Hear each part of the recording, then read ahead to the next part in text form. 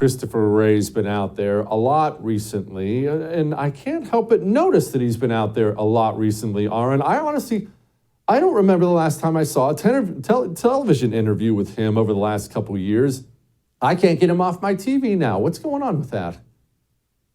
Yeah, it's very interesting. I'm not sure why, again, they've brought him to the forefront. Part of it is laundering this COVID narrative, but it also seems like the FBI is playing a very central role in the regime's punishment of those that oppose that the FBI specifically targets. For instance, Catholics that attend the Latin Mass and more traditional Mass because it might be full of people who don't agree with the regime. It specifically goes out of its way to punish pro-life protesters. So we know that the FBI is highly politicized. We know that it's used regularly by the Biden DOJ as a weapon to punish those that disagree with it politically. And I think that Christopher Wray is fully aware of his role in this, even if he would never say it out loud.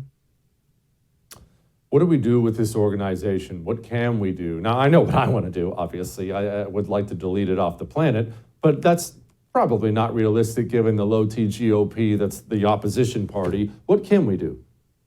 I think that's got to be it. I think you're right about its political feasibility, but really, how can any part of this organization be trusted? I don't understand how you can reform the FBI at this point. People know it's specifically designed as a Praetorian Guard to protect the left and the Democratic Party. People know that it's explicitly political. People know that it does not enforce the law equally, that it directly ignores the actions of people like Antifa. It doesn't even count BLM and Antifa as left-wing violence while massaging domestic terror statistics just so it can pump up fear and attacks against the people that it doesn't like. So at this point, I think the FBI does legitimately have to be dismantled. That's a gargantuan thing. It seems almost politically impossible.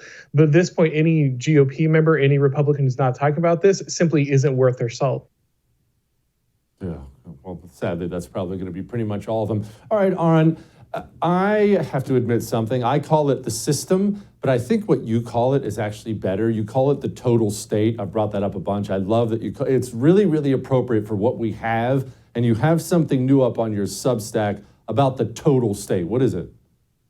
Yeah, chapter 7 of my book just went up on the Substack there, The Total State. And this one is about how the total state engineers its subjects. It talks about why the total state, why our system, our regime uses therapeutic treatments and therapeutic language, why it needs to transfer all these things that used to once be moral deficiencies, moral failings, and take them out of the realm of the religious, out of the realm of the moral, and put them into the realm of the scientific, and apply these different scientific and medical treatments to things so that they can slowly but surely produce the type of people that the total state wants to govern.